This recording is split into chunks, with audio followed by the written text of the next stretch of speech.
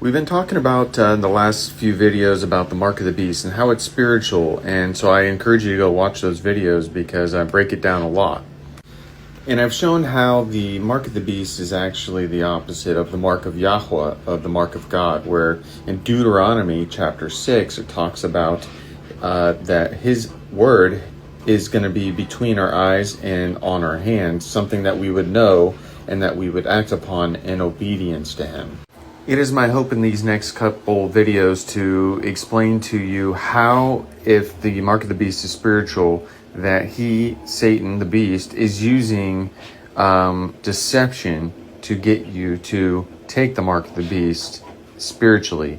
And that here is, it shows here, it says, by which he led astray those who received the mark of the beast and worshipped his image. Now in this translation, it says led astray, which means to, lead off the path, right? The narrow path. And there's another way to read this, which I kind of like a combination of both, where this one says, he says, and the beast was seized with him, and the false prophet who worked signs in his presence, by which he led astray those who received the mark of the beast and those who worshipped his image. Now, this one says, by which he deceived those who received the mark of the beast. So this one actually is telling us deceived. So there is deception at play with the mark of the beast. And how is Satan leading you astray to be off the narrow path? So what is the narrow path? The narrow path is by the way that we should follow our Messiah. And that way is the way, the truth, and the life, which is his covenant.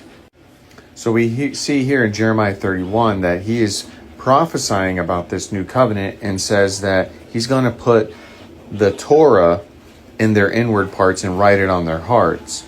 And I should be their Elohim and they shall be my people. Here in Ezekiel chapter 36, it says that he's going to give us a new heart and put a new spirit within us, and shall take a heart of stone out of your flesh and give you a heart of flesh, and put my spirit within you, and I shall cause you to walk in my laws and guard my right rulings, and you shall do them. Now, this is important. He expects us in this new covenant to do his laws and right rulings, and Satan has convinced Christians otherwise, that the law has been done away with and it only applies to a certain sect of Jews to be a part of. Check out my next video and we're going to keep on digging into this.